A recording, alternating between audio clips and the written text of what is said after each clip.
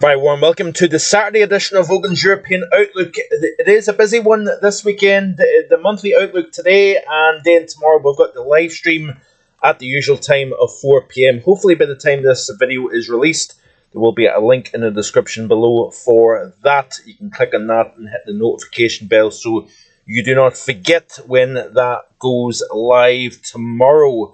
So anyway, we are rounding up the month of March 2025 on a fairly cyclonic note, something we've not been accustomed to through the past couple of weeks anyway, with high pressure largely dominating the pattern. But it will go down as a firmly warmer and drier than average month overall for the UK and Ireland, and not just for the UK and Ireland, but also across most of Europe, with the exceptions being Iberia, where it has been, I believe, the wettest March on record.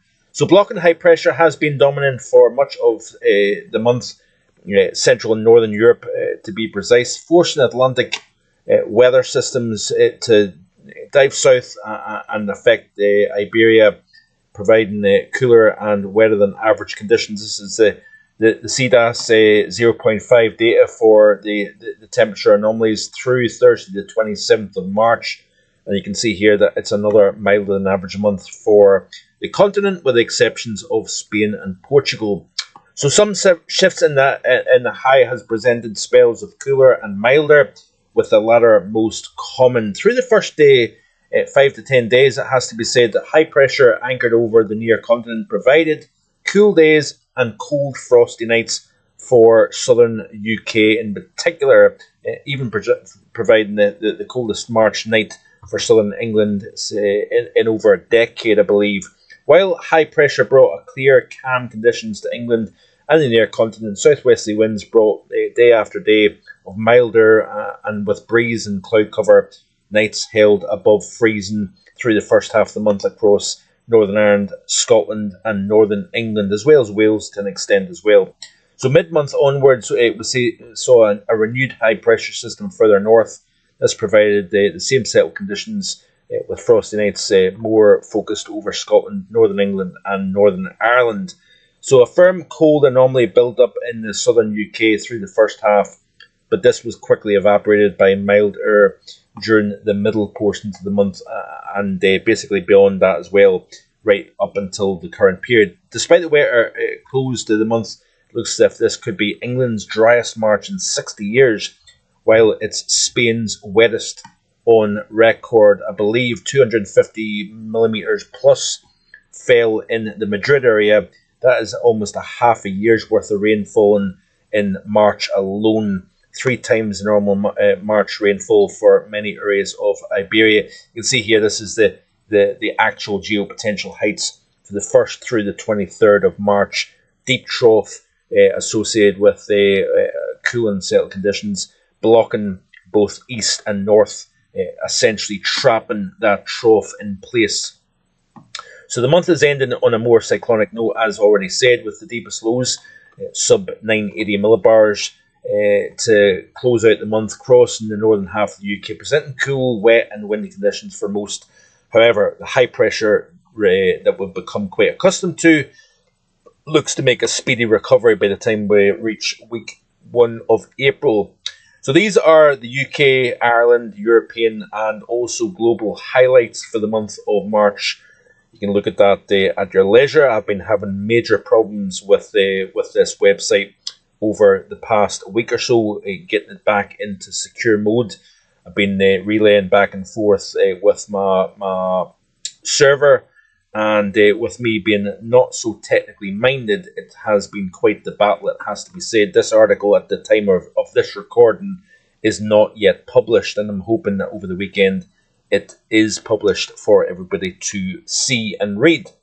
So, the month of April, another dry spring month ahead. Well, while March ends on a wetter and more unsettled, high pressure is never far away, and it looks as if it's going to make a recovery back into UK and Irish airspace through the course of next week here. There's strong model agreement that overall April is going to be drier than average for UK, Ireland and Central Europe in particular. This is the CFSV2 for the month of April. You can see here the yellows represent drier than average. So wetter than average across the far northwest of the UK. In fact, the CFSV2 is indicating slightly wetter than average conditions here. But for the majority, it's drier. All the way across much of Europe, in fact, is actually drier than average, with exceptions being Iberia and through the Mediterranean basin. It looks as if Turkey is pretty wet compared to average, as well as Morocco, northern Algeria, Tunisia, Libya, for example. And that is likely due to that early final stratospheric warming. This is the CANSEPS model for precipitation. You can see here pretty much everywhere is drier than average, or at least average. ECM seasonal, again, similar idea. Central areas of Europe, including the UK and Ireland, with exceptions being Skye and the Outer Hebrides, we are essentially drier than average, even for the GFS extended, equally so dry.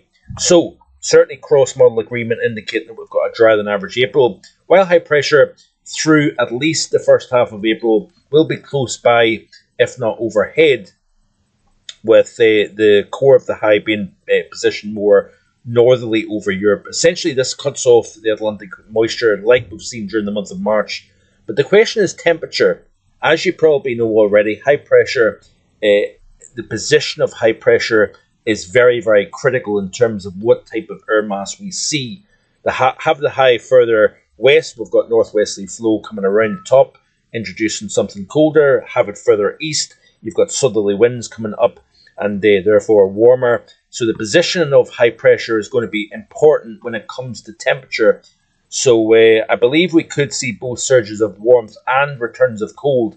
After all, abrupt flips of both seem to be becoming more common through recent months and years. This is the 500 millibar, by the way, for the month of April, according to CFSV2, and that screams to me a positive AO, NAO with a hint of a phase 4 and 5 MJO written all over. A lot of positive heights across the middle latitudes here, essentially keeping the jet further north compared to average, with high pressure dominating.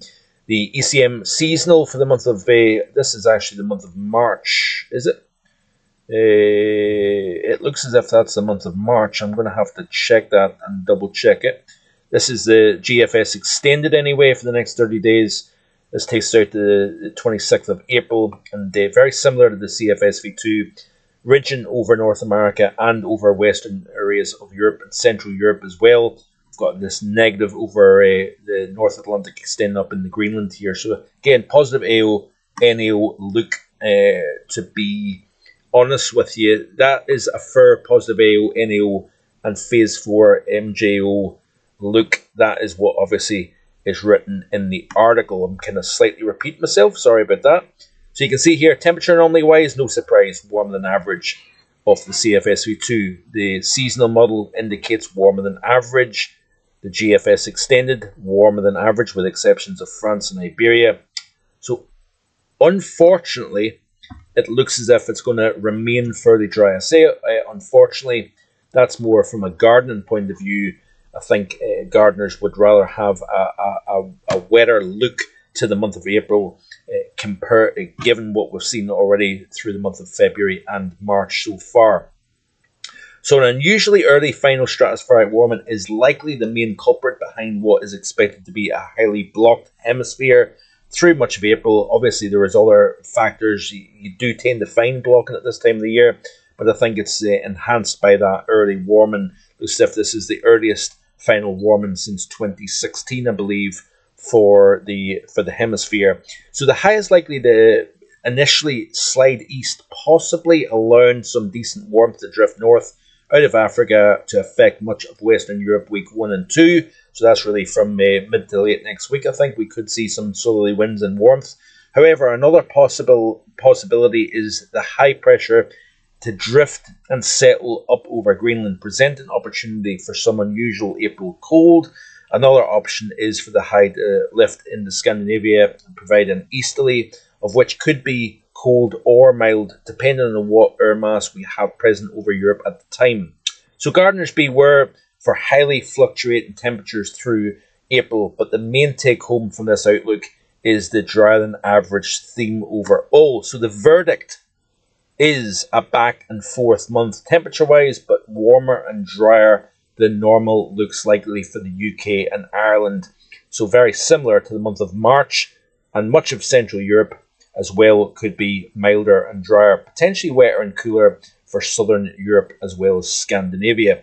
So I hope you've enjoyed today's video, a little bonus video, because I normally take Saturdays off, but there is certainly things going on, so I thought I would provide this video with you today. So like and subscribe, and also be sure to check out the live stream looking at all things global in tomorrow's video. So I hope I can see you then. Until then, have a wonderful rest of your Saturday, and I'll see you tomorrow at 4 PM with the live stream. Bye-bye.